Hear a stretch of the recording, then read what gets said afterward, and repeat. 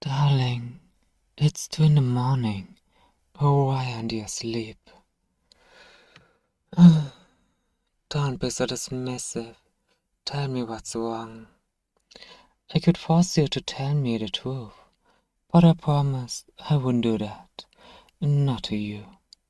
You're my servant, but you're also my love, as my thrall, and your vampire.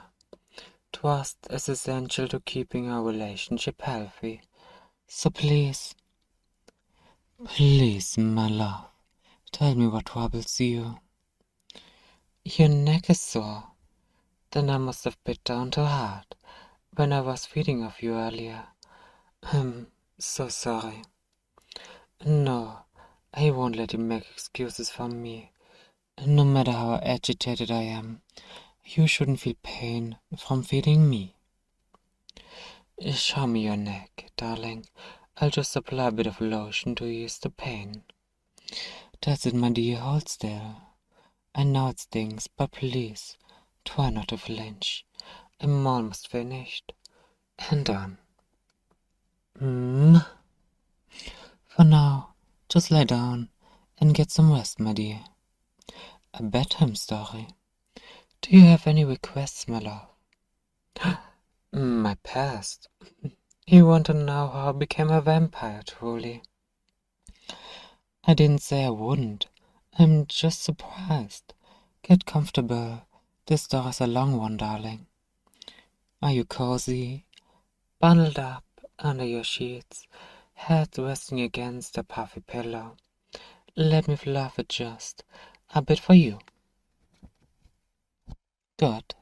Now our story begins in a village just off the coast of Sweden. Its name lost to time and common tongue. It was a Viking village, so we knew ourselves by another name, Svea. Now, despite what you may imagine, this village was just home to warriors and raiders, but to music and dance, to art and poetry, to song and wink. It was a home with its own people and life. Every Odin's Day we would come out and offer thanks to the All-Father for our prosperity. We raised our meat and offered our hand to the Aesir.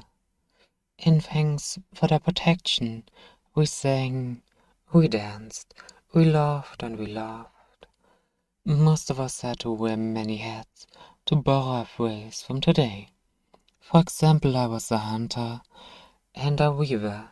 I kept our bellies full and our flesh warm during the harsh winters and excursion across the seas and channels. But I was not the only one who kept our village thriving. There was Tove. Her beauty was matched only by her ferocity, wielding an axe on the Saxons.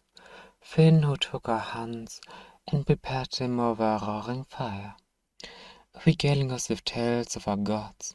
And there was Astrid, our stonemason. She and Thorsten built our homes and carved our shrines to keep our land happy and safe.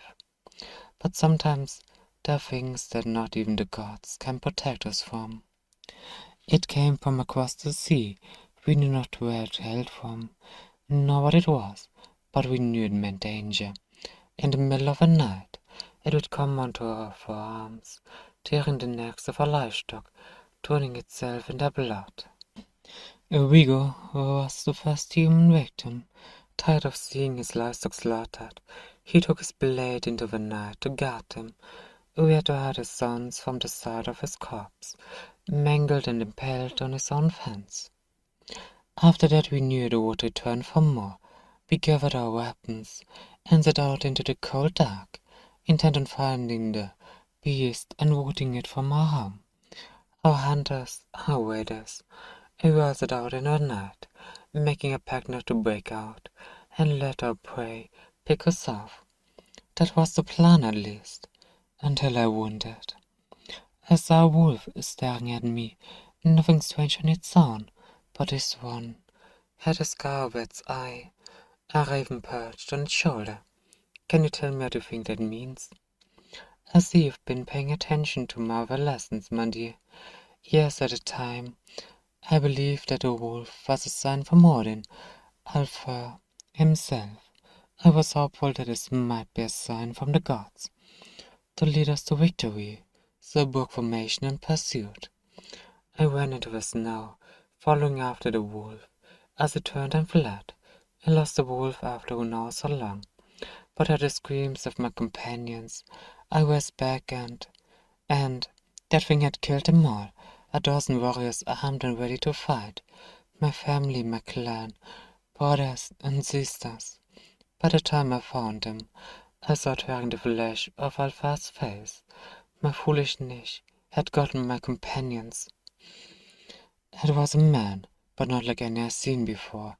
It was a fiend I could see bone where there should have been skin, but instead that it remained unfazed by the cold. It's refreshing like some kind of animal. In the shape of a man. I knew I had to make things right as best as I could.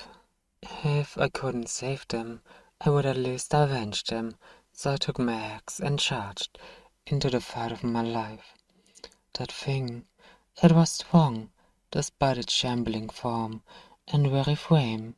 Its limbs mashed against my armor, fangs garnished at my flesh. I swung my axe at its face, yet despite it spilling blood down my throat, nothing seemed to put it down. So I swung again and again and again. I don't know how long it took. The sun had started peeking out, by which point the creature finally seemed to die. I was so relieved, I didn't even realize my own skin was starting to sizzle. Yes, you've realized it now, but that creature was a vampire. We had thought it might be Authorigas, but somehow this creature had washed up on our shores and made our lands its hunting ground. Of course, I nearly passed out from blood loss, so numb I couldn't even feel the pain. When I came to, I found myself in a cave. I don't know who found me, but they saved my life.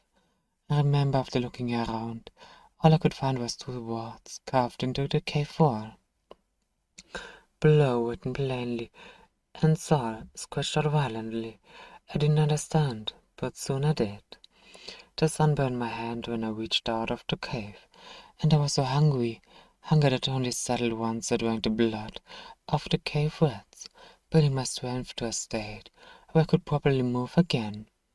Eventually I was able to set out at night, seeking my way back to our village. I don't know how long it took, days, weeks, months. But I found a village, only to find it abandoned. When the hunting team did not return, our elders decided to leave the village, cause it was a lost cause, and set out for a new settlement. I searched all across the fields for them, every inch of the fields that I knew. Eventually I moved far beyond them as well. Sticking to the caves as daytime came, slowly coming to grips with my new abilities. Eventually I found another village, who told me my clan had moved across the sea, into a settlement near Wessex. I set off by boat, hoping to hide under a cloak, as I sailed across, my heart longing and fearing my return. You see how I am now, darling. Even with 1,000 years under my belt, I still need to feed on your blood, lest they go feral. And I spent much of that time learning to control my hunger. Back then, if I found them, I feared I would become the monster that slew Torf, Vigo, and the others. It turned out I would never know how things would have gone. Alfred of Wessex had brought his crusade against the people to my former brothers and sisters. By the time I found him, the buildings were ash, and the skin was beginning to rot. In that moment I felt despair, but also the urge to live, because I knew that from that moment on, I was the last of our village. I alone was proof that we had lived, so I moved, sticking to the caves, draining the blood of Alfred's soldiers, who wandered too far into the woods. Over time, I realized that I didn't age like everyone else. The consumption of blood would keep me young, healthy and fit in a way. It was like a gift, one that I would use to ensure my survival for the centuries to come. Alone, but with the memory I needed to preserve. And so for the next 1,000 years I lived. I drank what I needed, but kept myself concealed. I made many friends and many enemies over that period of time. and I outlived them all. When I began to forget the words of my people, I wrote them down as best as I could. I sang myself to sleep every night with a different song, all to keep my friends alive. I know I've forgotten things, but I have to hold on to what I can. Even if I will never be forgiven for forgetting, I will endure. For my friends and family, for my village whose name escaped me long ago, I promise I'll keep those memories alive. Even if I'm the only one left to have seen them, even if all I can do is recount them to my silly, sweet, insomniac partner. The fact you've managed to stay up listening to me all this time is a miracle. You know, I suppose that's why I fell in love with you, darling. You recognized me as a vampire from the first time you saw me, but you said nothing. You still approached me with that wonderful smile, asking me to dance that night at the gala. You may have been clumsy, but I suppose having about 1,000 years to practice dances gave me an advantage in that regard. Oh, you insisted on seeing me. After that, even as I tried to push you away, you thought that eventually you would age, leave and leave me behind, but you never once stopped granting me company, affection or companionship, no matter what excuse I gave. I still remember how shocked I was when you offered your neck to me, declaring your wish to become my thrall and join me in my life as an immortal. I was astounded I hadn't even thought to ask how you knew of my identity.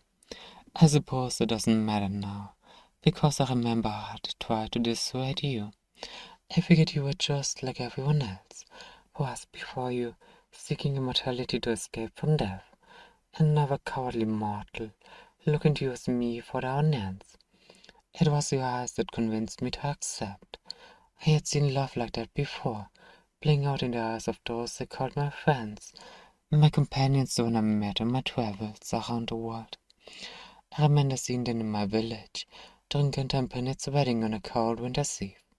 But never before had I seen someone look at me with those eyes. So I made you into my thrall, not a full vampire, but enough to keep you alive as my blood bank, and certainly enough to ensure you won't die of old age, so long as you avoid the sun like I taught you. Even now, I still believe I made the right choice. You never knew my brothers and sisters. My ancestral home was not yours, but you were still willing to lie awake and listen. To hear of my village, my friends, my brothers and sisters, and ensure that a memory lives on for another person. A bedtime story. Thank you, my love. Oh, a lullaby from my homeland. It's been so long.